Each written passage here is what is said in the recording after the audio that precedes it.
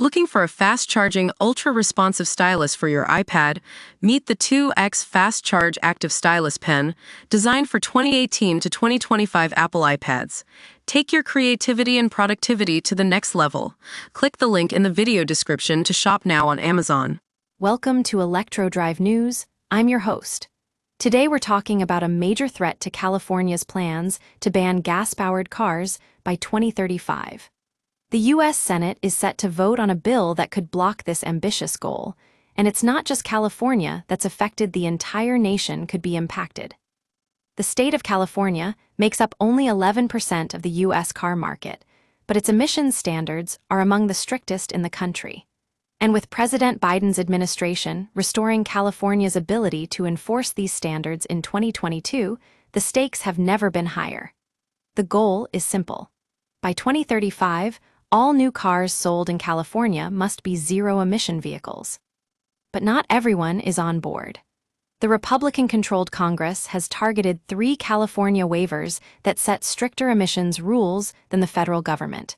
And now, a Senate vote expected as soon as this week could put these plans in jeopardy. Now, let's dive deeper into what's at stake here. California's plan to phase out gas-powered cars was first introduced by Governor Gavin Newsom in 2020. Since then, the state has been working tirelessly to build out its electric vehicle charging infrastructure and expand its renewable energy sources. But it's not just California that's making a move. Other states like New York, Colorado, and New Mexico are all on board with the plan. Several automakers, including Honda, Ford, and Volkswagen, have already signed deals with California to follow some of the state's tailpipe emission standards. And the National Automobile Dealers Association has even come out in support of the bill, or rather, against its opponents. Banning gas and hybrid cars is a national issue that should be decided by Congress, not an unelected state agency. Mike Stanton, the group's president and CEO, wrote in a letter. But not everyone agrees. The Safe Roads Coalition, which represents towing and truck companies, says the plan to phase out medium and heavy-duty diesel vehicles is unfeasible and could threaten roadside services for millions of American motorists. While transitioning combustion engines to electric is well-intended, unworkable regulations threaten roadside services for millions of American motorists, Josh Lovelace, the group's national director, said. Now, let's talk about the impact this plan could have on the nation's grid.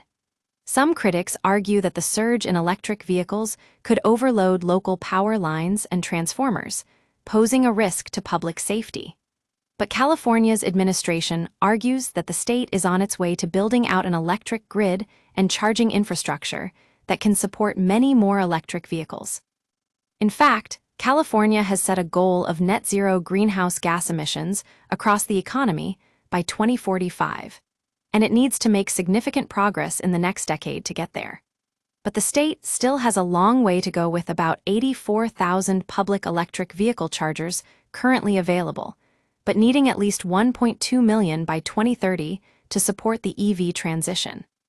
So what's at stake here? The U.S. Senate's vote on this bill could have far-reaching consequences for not just California, but the entire nation. And as we look to the future of transportation and energy, it's more important than ever that we find a way to work together, rather than working against each other. That's all for today on ElectroDrive News.